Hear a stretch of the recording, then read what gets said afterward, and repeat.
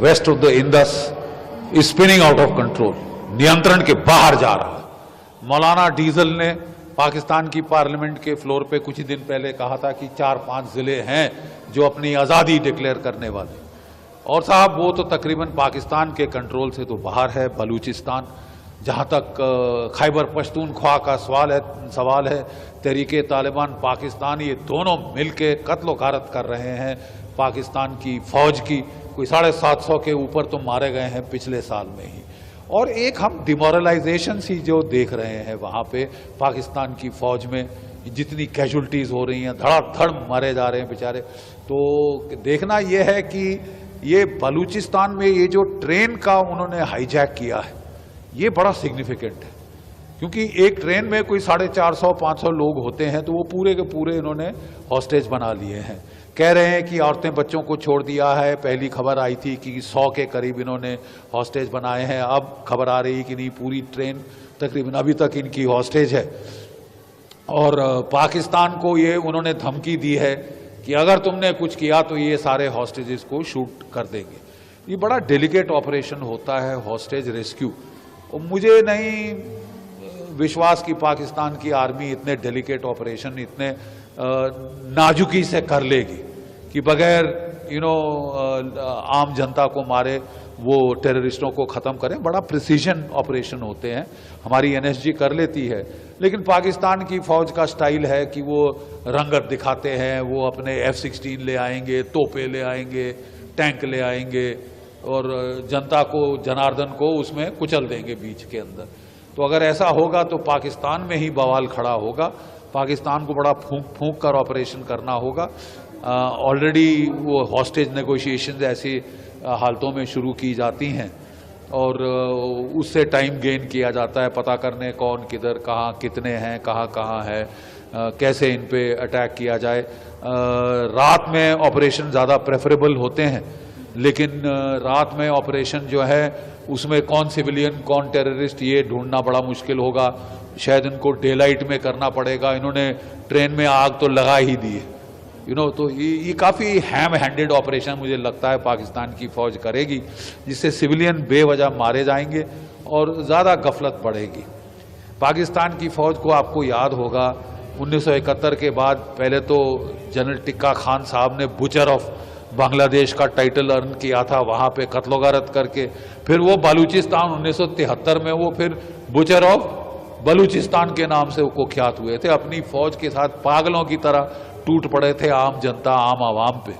अब ये नहीं चलेगा साहब, क्योंकि अब पाकिस्तान को अगर वो ऐसी हरकतों से बाज नहीं आए, जेनोसाइडल मार काट, औरतें बच्चे मारने, सिविलियंस मारने, जब तक वो बंद नहीं करेंगे, प्रॉपर काउंटर इंसर्जेंट ऑपरेशन नहीं करेंगे पिन पॉइंटेड, उसमें साहब आपको सर्जन नाइफ लगाना पड़ता है। वो क्या कहते हैं, कसाई का झटका नहीं आप मार सकते। बट पाकिस्तान की फितरत रही है कि जब भी वो काउंटर इंसर्जेंट ऑपरेशंस करते हैं तो पहले तोपें चलाते हैं, F-16 चलाते हैं, सब कुछ चलाते हैं। अब भारत की फौज ही है जो केवल राइफलों से कंट्रोल करती है, उसमें बेवजह नुकसान नहीं होता। क्या पाकिस्तान की फौज ऐसा कर पाएगी? ये बड़े टेस्ट पे है। पूरी दुनिया की आंखें अब बलूचिस्तान की ओर है, और बलूचिस्तान मुझे तो लगता है अब समय की बात है। No army can withstand the strength of an idea whose time has come, ये विक्टर ह्यूगो ने कहा था, और 1971 के पहले ये बहुत लागू था। आज फिर हमें लग रहा है, हम जो लड़े हुए हैं 1971 का युद्ध, हमें फिर लग रहा है कि साहब the time for the birth of Balochistan has come. Sir, क्या इंडिया पर कोई इम्पैक्ट या किसी तरीके से अलर्ट अलर्ट हमको तो केयरफुली वॉच तो करना ही पड़ेगा, अलर्ट भी हमको रहना पड़ेगा, क्योंकि बात ऐसी है कि पाकिस्तान की फौज ध्यान बटाने के लिए कुछ भी कर सकती है। देखिए, ये बोलते हैं रस्सी जल गई ऐंठ नहीं गई। ये फटीचर मुल्क है, इकोनॉमिक तबाही की कगार पे है, 2 रोज की रोटी नहीं खिला पा रहा अपने लोगों को, लेकिन साहब पंगे लेंगे जम्मू कश्मीर में, पंगे लेंगे पंजाब में, जाके तख्ता पलट करेंगे बांग्लादेश में, ठीक है। तो ये अगर अपने गरमान के अंदर झांकें, अपने घर में झांकें, तो ज़्यादा इनके लिए बेहतर होगा। लेकिन इनकी आदत है धड़ल्लेबाजी करने की, नाटकीय तरीके करने की। तो हमको ये थोड़ा केयरफुल रहना पड़ेगा अपने बॉर्डर्स पे कि ये क्या ध्यान बटाने की कोशिश तो नहीं करते। लेकिन ये अब अपनी मौत मर रहे हैं। जब वो कहते हैं जब सियार की मौत आती है तो शहर की तरफ भागता है।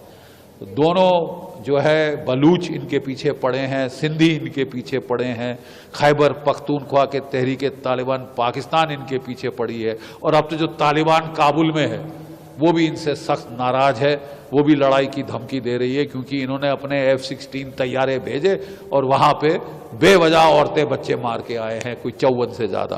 तो वो भी तिलमिलाए हुए हैं, वो भी बदला लेंगे। ये सोच रहे थे हमारी जूती की नोक बन के रहेगा अफगानिस्तान, वो तो होने से रहा। ISI के चीफ वहां की फोकट की विस्की पीने काबुल पहुंच गए थे जब तालिबान का राज आया था, और उन्होंने सोचा था कि हमको स्ट्रेटेजिक डेप्थ मिल गई। स्ट्रेटेजिक डेप्थ तो दरकनार साहब, अब आपकी तबाही का वक्त आ रहा है। पाकिस्तान ने हमेशा ठेकेदारी करी है, कभी पंजाब में, कभी कश्मीर में, कभी अफगानिस्तान में। तो अब खानी पड़ती है। बलोचिस्तान के POJK के लोग एक दिन उनके क्लचेस से बाहर निकलेंगे। कितनी देर दबाएंगे पंजाबी माइंडसेट।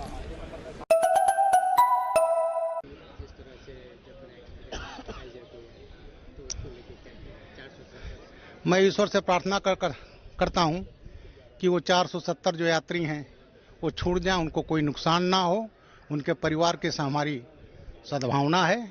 लेकिन पाकिस्तान अपने बोए को काट रहा है। हमारा प्लेन इन्होंने एयर इंडिया का हाईजैक किया था, काठमांडू से कंधार ले गए थे, और उसका प्रयोग किया उन्होंने जो बड़े बड़े टेररिस्ट थे उसको छुड़वाने में, जिसमें मसूद भी था, जिसने सामने पार्लियामेंट के सामने खड़े हैं, जहां यहां पर अटैक किया था।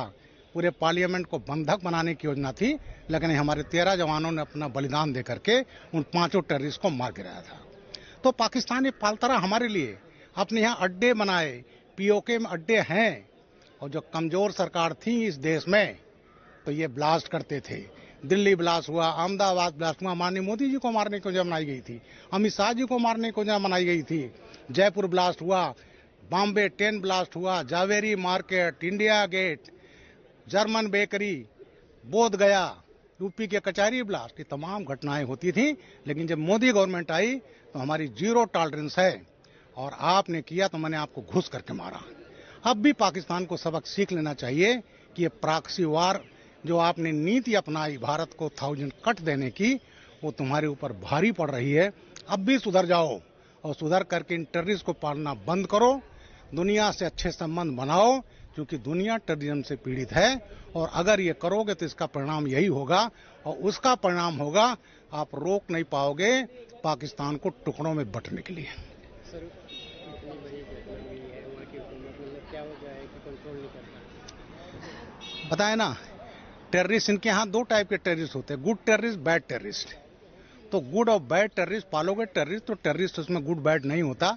तो इसलिए अब कम से कम ये सबक सीख लें, और ये बहुत बड़ी घटना है, इससे सबक सीख लें। हिंदुस्तान के खिलाफ 1000 कट देने की ये भूल जाएं, सबसे रिश्ते बना कर रहें। नहीं, ये टेररिस्ट पहले से इनके लिए गले में मुसीबत हैं, और अभी तो उनके तहत वो है तहरीक तालिबान पाकिस्तान। ऐसे टेररिस्ट हैं जो तुम्हारे आर्मी पर अटैक कर रहे हैं। तो इसलिए बंद करो अपनी नीति, सौहार्द का वातावरण पैदा करो, और बलूचियों के साथ भी अच्छा करो, तो अच्छा रहेगा।